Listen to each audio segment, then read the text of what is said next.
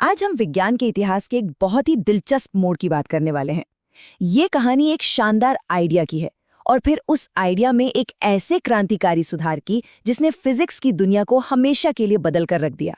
ये कहानी है रदरफोर्ड और बोहर की और उनके एटम को समझने के सफर की। तो चलिए शुरू करते हैं इस एक बहुत ही बुनियादी सवाल से कि एक एटम यानी परमाणु असल में दिखता कैसा है। सुनने में तो ये बड़ा आसान सा सवाल लगता है ना? पर ये उन गहरे रहस्यों में से एक है जिसे सुलझाने में वैज्ञानिकों को दशक लग गए। और यही वो पहेली थी जिसने अर्नेस्ट रदरफोर्ड और नील्स बोहर जैसे बड़े बड़े दिमागों को उलझा रखा था।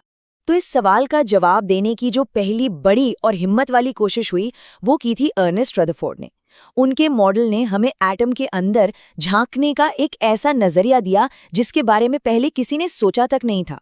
रदरफोर्ड का आइडिया पता है क्या था? कि एक एटम एक छोटे से सोलर सिस्टम जैसा है।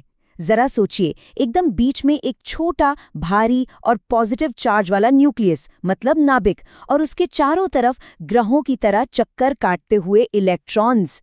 उस वक्त के लिए ये एक बहुत रेवोल्यूशनरी आइडिया था। और उनके मॉडल की जो बातें थी वो सच में कमाल की थी। सबसे पहले तो रदरफोर्ड ने ही एटम के न्यूक्लियस की खोज की।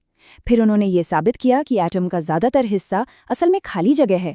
जरा सोचिए, उस समय ये बात सुनकर कितना अजीब लगा होगा। उन्होंने ये भी बिल्कुल सही बताया कि सारा पॉजिटिव चार्ज सेंटर में होता है और इलेक्ट्रॉन उसके चक्कर काटते हैं। ये एटॉमिक थ्योरी में एक बहुत बड़ी छलांग थी, इसमें कोई शक नहीं।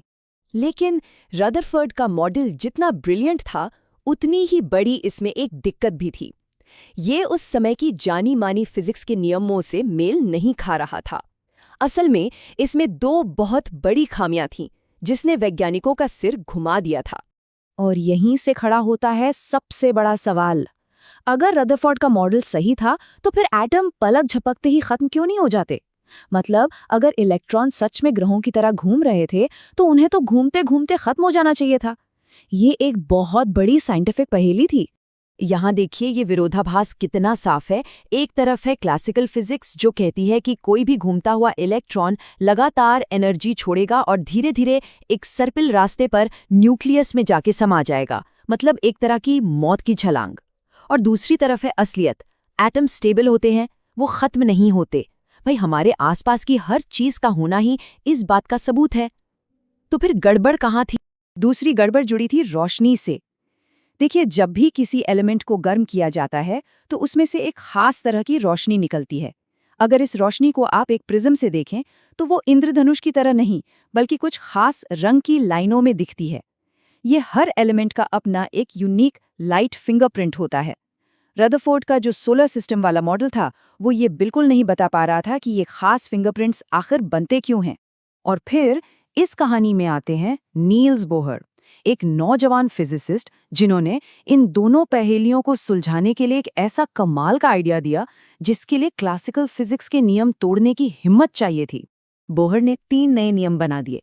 पहला, इलेक्ट्रॉन कहीं भी कैसे भी नहीं घूम सकते, वो सिर्फ कुछ खास फिक्स्ड ऑर्बिट में ही रह सकते हैं जिन्हें एनर्जी लेवल्स कहा गया। दूसरा, जब तक इलेक्ट्रॉन अपनी फिक्स्ड ऑर्बिट में है वो कोई एनर्जी नहीं खोते। सिंपल, इससे तो वो एटम के ढहने वाली प्रॉब्लम ही सॉल्व हो गई। और तीसरा, जो सबसे मजेदार है, इलेक्ट्रॉन एनर्जी सिर्फ तभी छोड़ते या लेते हैं जब वो एक ऑर्बिट से दूसरे ऑर्बिट में कूदते हैं। इसी को कहते हैं क्वांटम जंप। तो देखिए, कितने सिंपल से लगने वाले नियमों ने दोनों बड़ी मुश्किलों को एक ही झटके में सुलझा दिया। फिक्स्ड ऑर्बिट्स ने एटम को खत्म होने से बचा लिया और ऑर्बिट्स के बीच की उस कूद ने उन अनोखे लाइट फिंगरप्रिंट्स की एकदम सही वजह बता दी। सच में ये एक शानदार समाधान था। हाँ, बोहर का मॉडल भी एकदम परफेक्ट नहीं था और ये कहानी का अंत भी नहीं था, लेकिन ये क्लासिकल फिजिक्स की दुनिया और एक नई, अजीब और अविश्वसनीय दुनिया के बीच एक बहुत जरूरी पुल की तरह था। इसने एक बिल्कुल नए दौर का दरवाजा खोल दिया। और असल में यही बोहर के मॉडल की सबसे बड़ी देन है। ये आखिरी जवाब नहीं था, लेकिन ये क्वांटम मैकेनिक्स की दुनिया में पहला और सबसे जरूरी कदम था। इसने हमें ये सिखाया कि बहुत ही छोटे लेवल पर ये ब्रह्मांड उन नियमों से नहीं चलता जो हम अपनी रोजमर्रा की जिंदगी में देखते हैं। तो ये हमें एक आखिरी सवाल पर लाकर छोड़ देता है। अगर रदरफोर्ड का मॉडल अधूरा था और फिर बोहर का मॉडल भी अधूरा निकला, तो इसके बाद क्या हुआ? देखिए, विज्ञान की कहानी यहाँ खत्म नहीं होती।